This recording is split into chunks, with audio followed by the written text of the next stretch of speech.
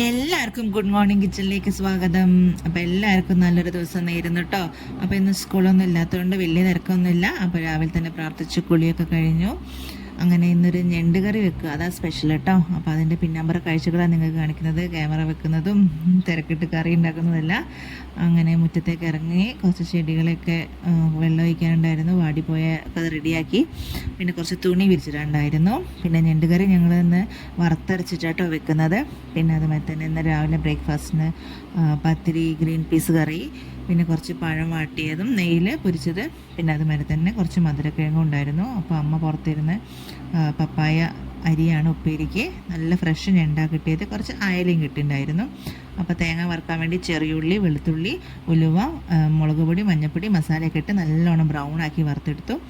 തൊട്ടടുത്ത് ഒരു ചട്ടി വെച്ചു. അതിലേക്ക് കടുക് ഇട്ടു, ഉലുവ ഇട്ടു, കുറച്ച് ഇഞ്ചി ഇട്ടു, നല്ലോണം വെളിച്ചെണ്ണയിൽ മൂപ്പിക്കുക.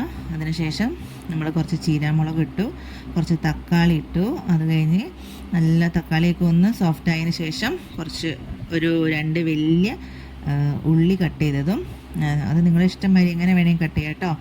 അപ്പം അതും കൂടി ഇട്ട് നല്ലോണം വാട്ടുകയാണ്. കുറച്ച് ആവശ്യത്തിന് ഉപ്പും ഇട്ട് ഒന്ന് ഉള്ളി സോഫ്റ്റ് ആകാൻ വേണ്ടിയിട്ട് ഉപ്പിട്ടു. ഓരോ സ്പൂണും മുളക് പൊടിയും അതേമാതിരി തന്നെ മഞ്ഞൾപ്പൊടിയും മല്ലിപ്പൊടിയും ഇട്ടു. കുറച്ച് എരിവ് കുറച്ചിട്ടാണ് ഇടുന്നത്. ചീരാമുളക് ഇട്ടുകൊണ്ട് അത്യാവശ്യം എരിവ് ഉണ്ടാവും.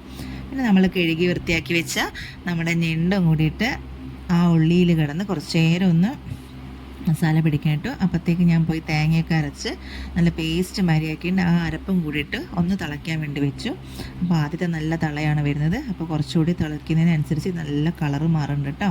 ലാസ്റ്റ് ഞാൻ കുറച്ച് കറിവേപ്പിലൊക്കെ ഇട്ട് നല്ലോണം ഗാർണിഷ് ചെയ്ത് നല്ല അടിപൊളി ഞണ്ട് കറിയാണ്. നിങ്ങൾ ട്രൈ ചെയ്യണം. എൻ്റെ ചാനൽ സബ്സ്ക്രൈബ് ചെയ്യാൻ മറക്കരുതേ.